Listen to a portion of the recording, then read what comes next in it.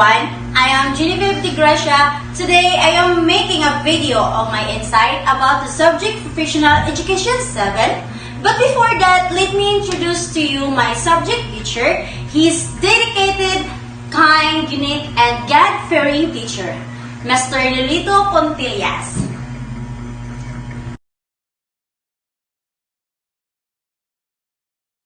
Now let's start for our main goal.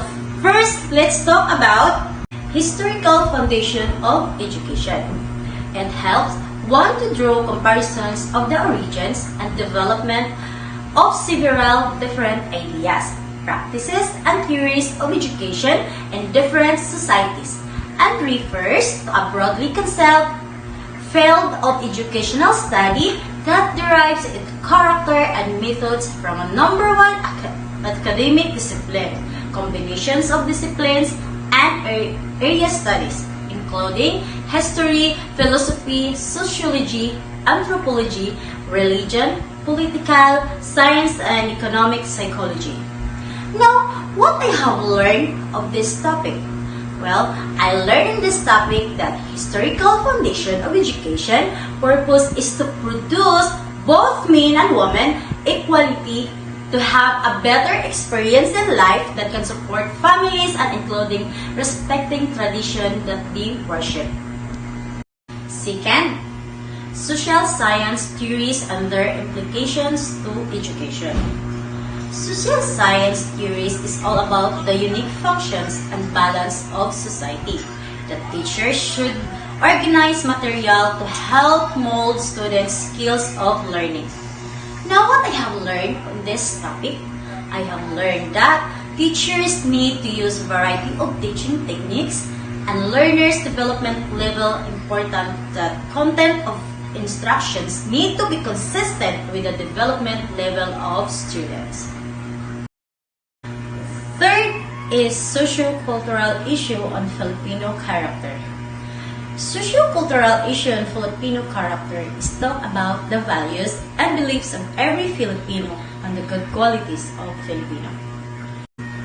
Now, the socio-cultural issue on Filipino character is the most valuable in terms of pakikipagkapwa-tao, meaning we are those types of Filipino we love and value our family more than ourselves.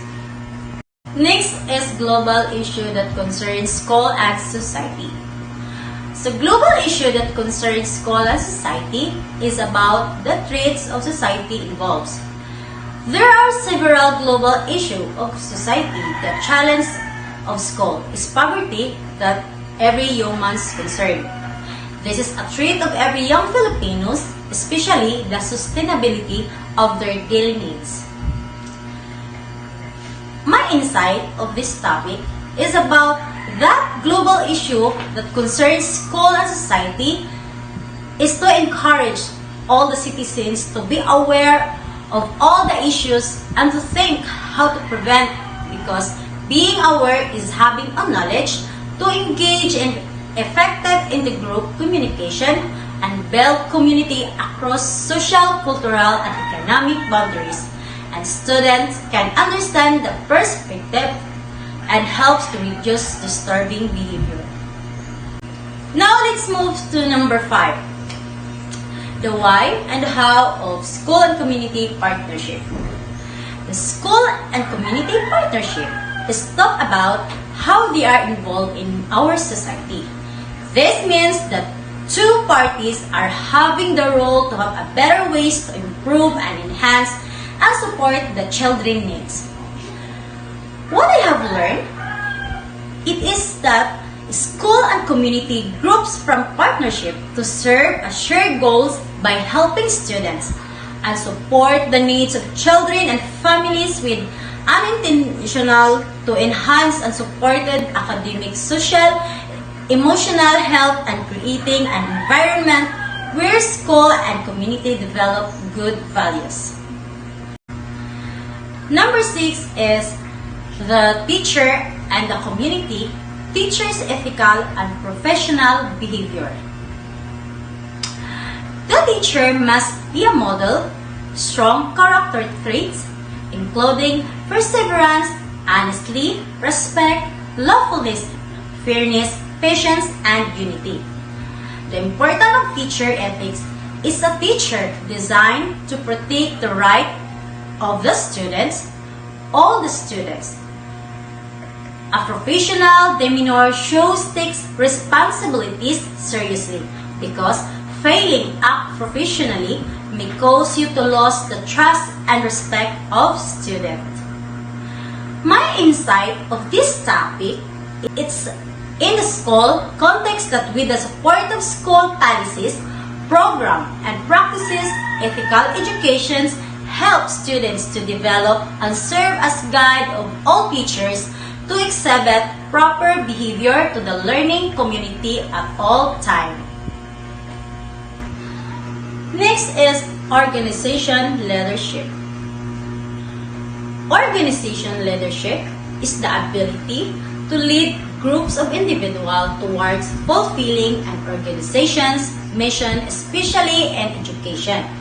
It is encompassed to a broader scope of responsibility than traditional management. It is an approach in which leaders help set strategic goals to the organization while motivating individuals within the group to successfully carry out assignments in service to those goals.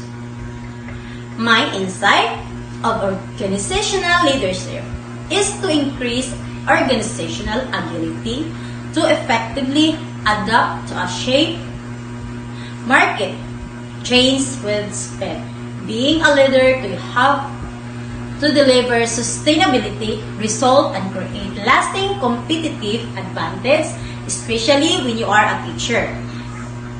And the goal is to help and lead better the organization will be more successful and experiences more meaningful and fulfilling. Next is the school head and school-based management.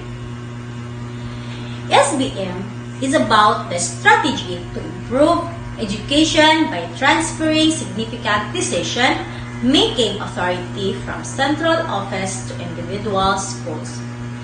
What I have learned is school-based management is one of the more provocative concepts circulating in the educational field today. The implementation of SBM has a positive impact to improving school management. Schools are more transparent, participatory, democratic, and accountable, and increase community participation in education. Another one is creating a positive school culture. Creating a positive school culture is about motivation, success, and feeling valued are what drives individual at any level and in any profession. In the school setting, it is critically important that we celebrate and recognize the outstanding things that our school community accomplishes both inside and out of our buildings. Next is school policies and their functions. Educational policies are rules that intended to help school teach student efficiency, fairly and safely as per the regulatory norms, and the board to which the institution is affiliated. These terms determine how students are taught, what they are taught, how school manage students and its personnel. My insight is educational policies is to help to advise based on up-to-date research on how government can best design the educational policy implementation process for success as well as strategies are suited to particular policies. And the last one is roles and competences of school heads. Roles and competences of school head is elaborates the major task of school principal as instructional leader. My insight to this topic is to determine objective, program coordination, being didactic leader, organizing enrichment, programs, undertaking evaluation and examination, taking remedial steps, and creating conducive school climate. That's all for today and see you for my next video. Bye!